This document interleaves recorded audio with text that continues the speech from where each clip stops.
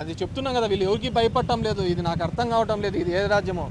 న్యాయస్థానాలకు భయపడటం లేదు, ప్రజాస్వామ్యానికి భయపడటం లేదు, ప్రజలకు భయపడటం లేదు.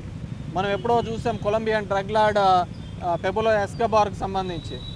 ఆ రోజు సుప్రీంకోర్టు మీద కూడా ఆయన వెళ్ళి దాడి చేసి వాటిని ఇవన్నీ చేసినారు. అంతకంటే దౌర్భాగ్యంగా ఇక్కడ ఈరోజు ఈ రాష్ట్రంలో ఉన్నదనమాట. డెఫినెట్గా దీనికి సంబంధించినది చంద్రబాబు నాయుడుకి ఏం కాదు, ఎవరైతే ఇంప్లిమెంట్ చేయటం లేదో ఆ ఉద్యోగస్తులు వాళ్ళు ఇబ్బంది పడే పరిస్థితి. సో కాబట్టి మీరందరూ కూడా న్యాయస్థానానికి ప్రజాస్వామ్యానికి గౌరవం ఇచ్చేటట్లు చూడాలా. అండ్ ఇదంతా కూడా ఒక తప్పుడు కల్చర్ మనం నేర్పిస్తున్నాం.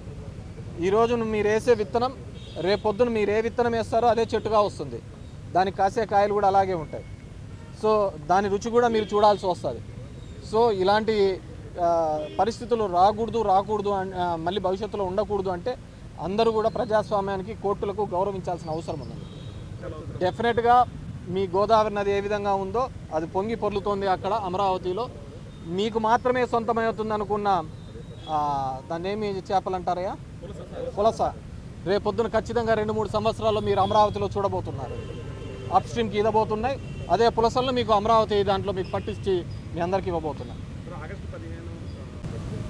అది ఎట్లా తయారైందంటే జెండా ఎగరేసిన వాళ్ళే దేశభక్తులని ఇప్పుడు ఆ విధంగా ఉన్నారు. ఇప్పుడు ఈ కూటమి దానిలో ఏ విధంగా ఉందంటే కూటమికి జై జై అంటే దేశభక్తులు, కూటమిని కన్నా ప్రశ్నిస్తే దేశద్రోహుల్లాగా నిలబడుతున్నారు.